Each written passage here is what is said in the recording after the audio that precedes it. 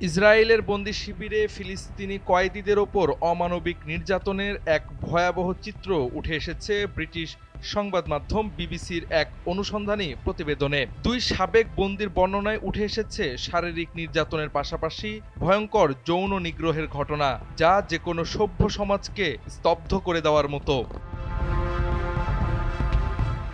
বিবিসিকে দেওয়া সাক্ষাৎকারে ৪৬ বছর বয়সী ফিলিস্তিনি সাংবাদিক সামি আল সাইই জানান, কোনো অভিযোগ বা চার্জশিট ছাড়াই তাকে ইসরায়েলের মেগিদ্দো কারাগারে দীর্ঘ সময় আটক রাখা হয়। ২০২৪ সালের মার্চে তাকে বিবস্ত্র করে কয়েকজন রক্ষী লাঠি দিয়ে যৌন নির্যাতন চালায়। সামির ভাষায় সেই যন্ত্রণা শুধু শারীরিক নয়, মানসিকভাবেও তাকে চূর্ণ করে দেয়। তিনি বলেন, নির্যাতনের সময় রক্ষীরা হাসাহাসি করছিল এবং তাকে ও তার পরিবারের সদস্যদের নিয়েও অশ্লীল হুমকি দিচ্ছিল।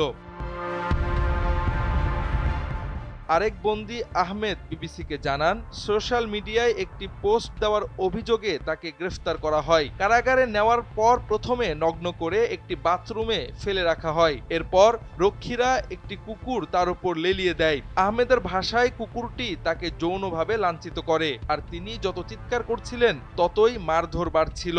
এই ঘটনার পর তিনি প্রায়ই অজ্ঞান হয়ে পড়েন।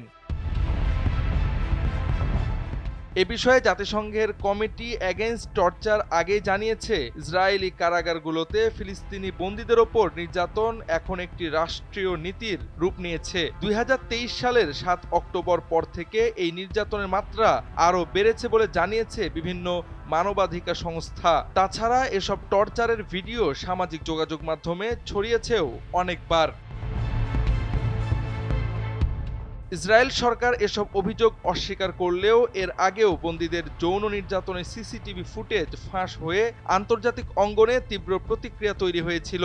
এক ঘটনায় কয়েকজন সেনার বিরুদ্ধে মামলাও হয়। তবে সাম্প্রতিক সময়ে ইসরায়েলের কট্টর ডানপন্থী রাজনীতিকদের একাংশ এসব নির্যাতনকে প্রকাশ্যে সমর্থন করছে, যা পরিস্থিতিকে আরও উদ্বেগজনক করে তুলেছে। বর্তমানে ইসরায়েলি কারাগারগুলোতে বন্দী ফিলিস্তিনির সংখ্যা ৯,০০০ ছাড়িয়েছে।